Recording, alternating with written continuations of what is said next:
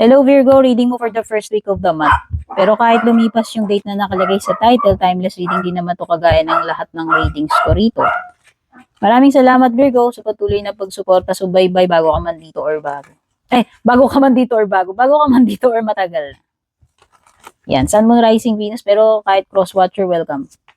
Meron mga Taurus, Virgo, Capricorn, may Aries, may Fire, Aries, Leo, Sag. Meron ding Water, Cancer, Scorpio, Pisces. Ang wala lang dito, Air. Ang ganda, Virgo, mukhang meron ka na namang success na magagawa. Kung ano man ito. Okay, successful project, whatever itong activity mo na to, nakikita ko magagawa mo yan.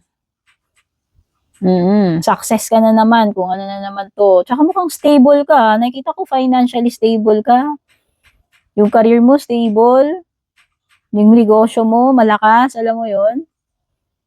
Going strong, nakikita ko rito. So, mapa-career mo man to, yung financial ninyo, kabuhayan mo, relationship, nakikita ko stable. Yes. Yung iba rito, pwedeng may promotion kayo. Yung iba dito, baka malapit ng maging tatay. Or maybe, may something dito about related sa boss or related sa head ng family. Baka yung iba, kayo yung head ng family, padre de pamilya, or kahit hindi padre de pamilya.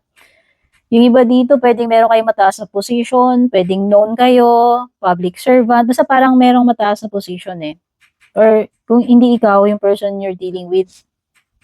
May mga matters dito regarding responsibilities, fatherhood. Wow, nakikita ko lang you are in control, Virgo, itong week na ito. You're the boss. Nakikita ko magagawa mo successfully lahat ng mga duties mo or kung ano man itong naka-assign sa'yo.